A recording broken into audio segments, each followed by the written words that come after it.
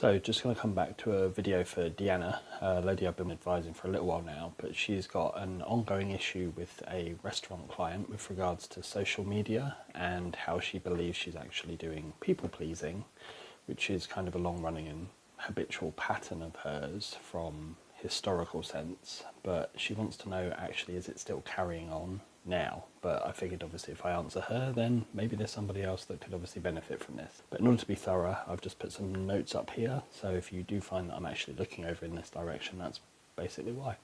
So she basically says that obviously she's got the restaurant client and the social media that she's doing for them, but there's a lot of feeling involved around obviously people pleasing. But the thing that we have to highlight here is the fact that the feeling or the people pleasing element is actually a nervous system response. So what we have is the people pleasing element is the fawn response as part of the fight, flight, freeze and fawn, which is the nervous system responses that we obviously operate within. And basically the fawn element is where you people please in order to have a sense of survival and a sense of safety. And what we've got here is this is getting triggered into a feeling from all of the past events and circumstances and situations that she's actually been through. And it's obviously being triggered again now with just a different face on the surface, which is the restaurant client. And it's coming up for healing because obviously it can't go with her where she's going. And the identity that she's creating and the new sense of self that is coming in obviously has to align with where she's going. So when we have a look at this, we have to bear that in mind, but we also have to be thorough in terms of the individual components that we're actually discussing. So the main point of what she's actually saying comes up pretty much instantly, to be fair. And what she says is she already gave them a crazy discount. And what she means by a really crazy heavy discount is what she's doing is she's not coming at it from a place of knowing her worth. So this doesn't directly correspond to people pleasing, but it's an element that subsequently happens from historical instances whereby she has people pleased.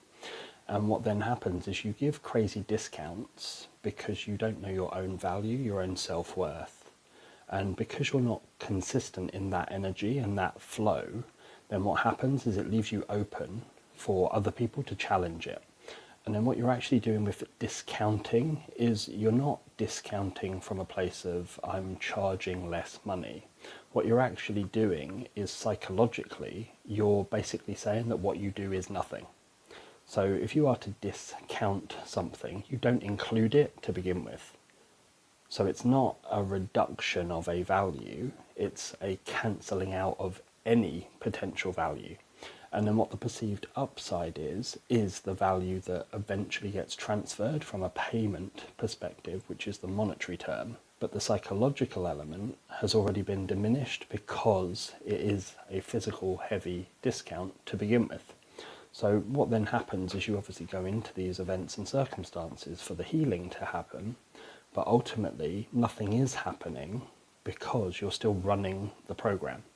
And then she goes on to say that she was asked to do social media, she's got a website audit, we've then got website copy for them, and that went down. She's then taking images of obviously venue spacing, and she's doing better research for them. So what it sounds like is she's doing too much, and whether this is part of the overall brief, or whether or not this isn't part of the brief and it's just there to kind of say, well, hold on, if I have discounted my own value, I have to over-provide in order to potentially make up enough value for them to pay some value rather than no value. And then we've got the whole, I paid for basically all of this, so she's obviously paying for it herself in order to then get either recuperated by the company or potentially as part of a budget element that then gets transferred over from there. And it basically took up the majority of the budget. So when she has the client basically giving the budget, she's also talking about how it's not actually a budget and what the client has paid her for the month, and then it gets discounted because it's like, oh, it's fine. So when we have it from that perspective and you're looking at a budget shows that you're not potentially fluid in terms of value and worth. So what you're doing is you've got budget from a place of we have an allocated pot that we can use, which is beneficial and positive, or you've got budget in terms of withdrawal and coming back in on yourself in order to then get to a position whereby you're still finding a way to undervalue yourself, but basically saying, well, there's cutbacks and there's not enough of an exchange of energy flow. So we've got this cycle which is running whereby there's a lack of self-worth and value, but you've also got people pleasing, but then you've also got a lack, scarcity, kind of overflow, which then kind of all encompasses it. So when she's saying it's one of those where you work with small businesses, basically she's talking about where the pounds are tight and where they're quote unquote precious to them. But what it means is that they ask for more and more and more and more. But what we have to look at here is the fact that she's also looking at this from the place of this is now a projection of where she's at and what she's actually not doing. So when it's a case of working with small businesses, she's obviously classified as a small business, a freelance single person doing social media. And what she's actually doing is she's basically giving herself a projected image that she has to then work to, but she obviously already is, that she hasn't yet realised that she is due to everything that's gone before it.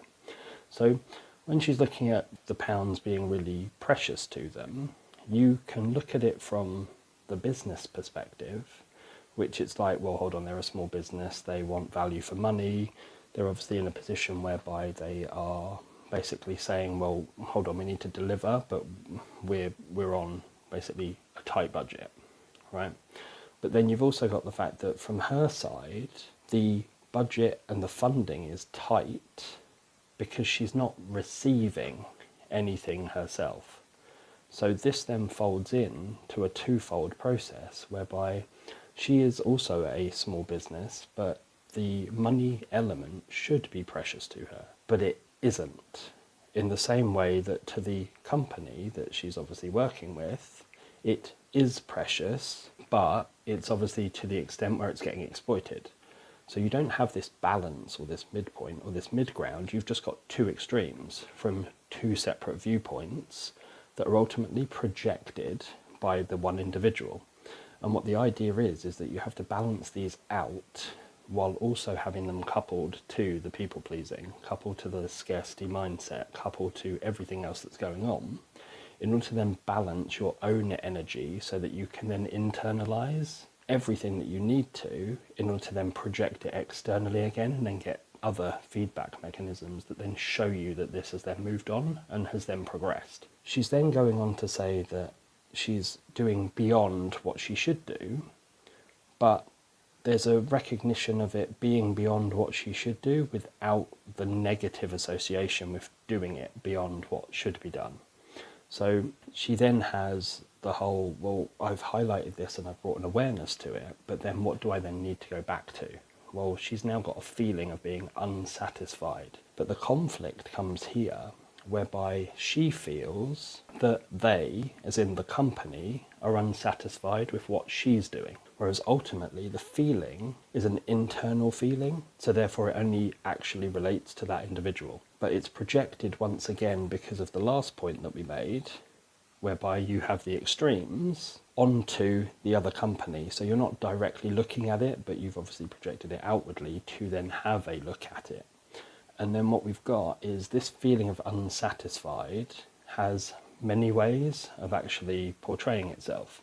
So chances are you're going to get the feedback from the company saying they're not satisfied with what you're doing, even though you're doing potentially over the odds. But you've also got your own perspective whereby you're not satisfied because you're doing too much exponentially, but you're not getting enough back to warrant what you're actually giving out. So you then have this stuck energy and stuck flow, which is the monetary exchange of the energy that you're putting into it.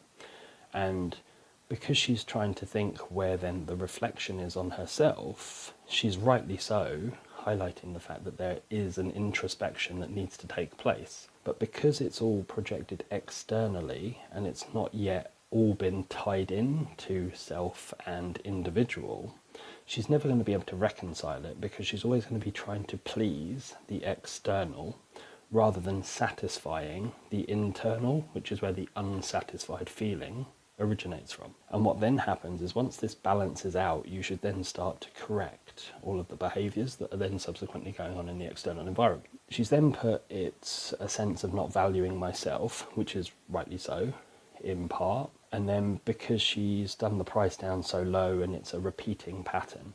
So here we've got a double negative, or what we classify as a double negative, because a pattern by definition is something that repeats. So a repeating pattern is basically something that repeats, repeating. And that then basically creates a loop and a cycle that you can't ever get out of, because ultimately a pattern has 3 phases.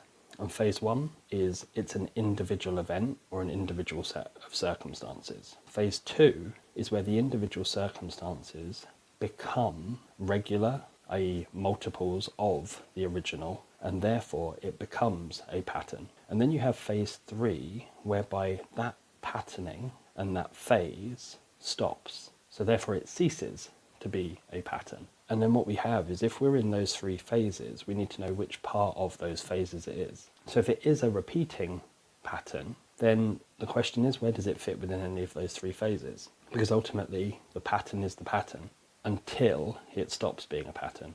So if it's repeating and it's a pattern, and here's where your mind or brain might hurt slightly, where does that begin and where does that end? Because psychologically you can't get your head around it. So it might cause you a bit of confusion, but let me know in the comments below.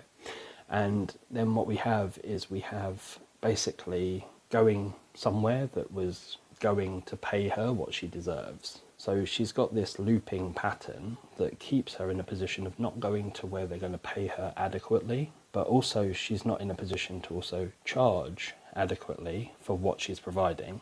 But you've also got the other side, which is where she hasn't outlined her value based on what should be expected from the exchange from both sides. So here's where you undervalue yourself to begin with, and then you take on more in order to potentially cover up the lack of value, because there's no perceived value, even though the value's there, but you want to charge for it correctly. So as you can see, you can't get there from there. And basically she's then going to kind of the next phase, where she says, these people did haggle me down, and what I was going to charge was 1,700 quid, easy. So if you're using easy, it can't be that easy if you're then ultimately, as you say, going to the amount of work that was needed and the amount of work that you were doing, and you were only going to charge them a quarter or a third of that amount. So if it was that easy, then the 1,700 quid should be in the bag, surely, right? But because it's that easy, then you've got easy, which is not tangible from a psychological perspective, but then it ties back up to the other stuff that we were looking at in terms of how you can't get out of this double negative cycle. And then you have repeating patterns. You then have easy on something that you haven't yet achieved, because you haven't yet worked out the mental configuration to get you there. Then you've also got the projection reflection element of yourself and the business that then needs to be brought back into line. And then ultimately in all of this, you're basically going to be running this quote unquote repeating pattern, because you've got no way of getting out of the loop. So you have to go to each of these phases, and you have to then increase the level of knowledge. And then with that level of knowledge, you're then going back to then apply it subsequently to everything that you do know, in order to then work out what it should look like, then what it currently looks like, and then how you reconcile the two, so you get to the position where it is aligned, or it's aligned to the point where that experience fails, fades away, moves clear because it's not sustainable long term, and then ultimately another opportunity comes along for you to then test and retest this process, and then see how far off your alignment is and how adrift you are from the experience that you're then looking to achieve.